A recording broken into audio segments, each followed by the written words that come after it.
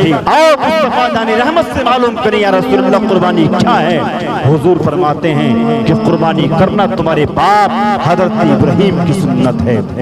اس کا فائدہ کیا ہوگا یا رسول اللہ؟ حضور فرماتے ہیں کہ اس جانور کے بدلے رب کائنات ہر بال کے بدلے میں تم کو ایک نیکی عطا فرمائے گا۔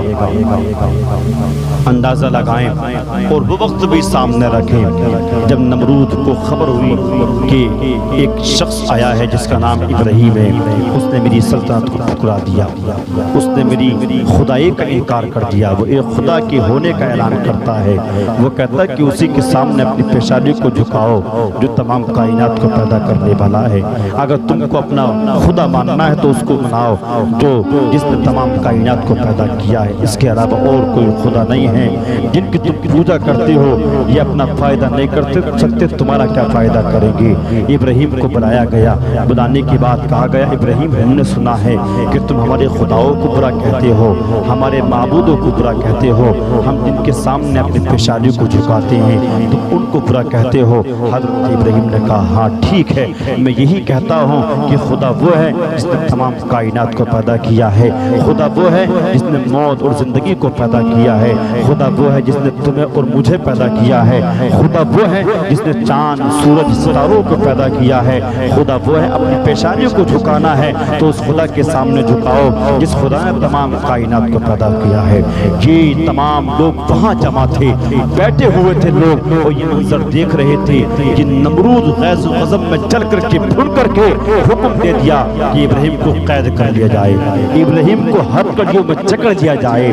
حضرت ابراہیم کو ہتکڑیوں میں جکڑ دیا گیا، حضرت ابراہیم کو قید کر لیا گیا، مشورہ کیا گیا، کسی نے کہا ان کو قتل کر دیا جائے، کسی نے کہا ان کو زندہ دفن کر دیا جائے، مگر کسی نے کہا زندہ دفن نہیں بلکہ ایک بہت بڑی آگ جلائی جائے، اس آگ میں بہت بہت بڑی لکڑیاں ڈالی جائیں اور 40 دن تک اس آگ کو ڈھکایا جائے اور اس آگ میں حضرت ابراہیم کو ڈالا جائے۔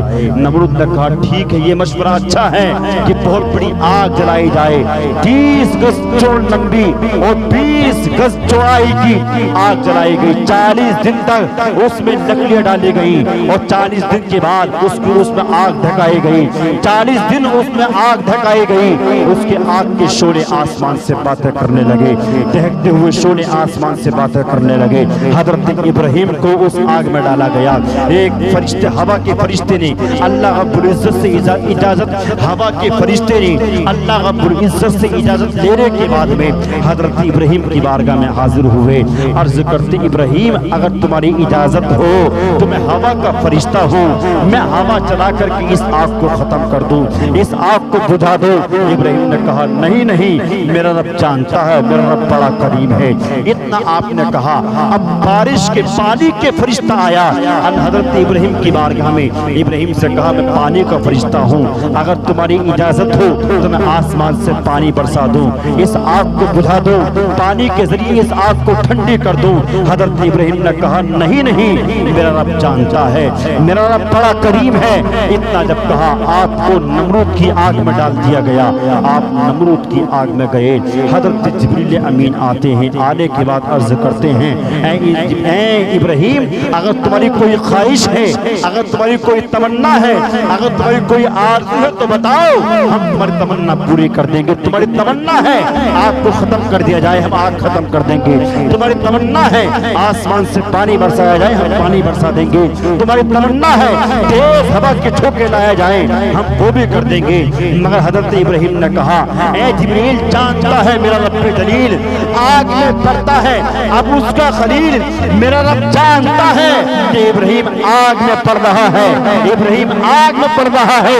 رب نے قرآن میں ارشاد فرما دیا قلنا یا نارو کونی بردم و سلام علی ابراہیم، ہم نے حکم دے دیا آگ کو ابراہیم پر اے آگ سلامتی والی ہو جا اور ٹھنڈی ہو جا۔ اندازہ لگائیں آپ اور اپنی زندگی کا مطالعہ کریں۔ حضرت زید بن ارقم نے رسول اللہ صلی اللہ علیہ وسلم کی بارگاہ میں عرض کی یا رسول اللہ قربانی کیا ہے؟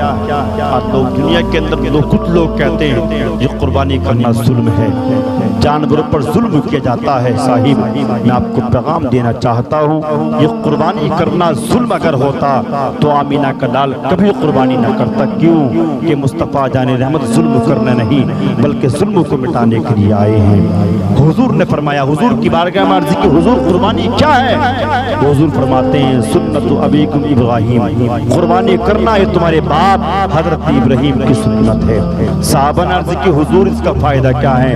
آقا فرماتے ہیں اس کا فائدہ یہ ہے کہ جس جانور کو تم نے ذبح کیا اور اس کے حل بال کے بدلے میں رب کائنات تم کو ایک نیکی عطا فرمائے گا۔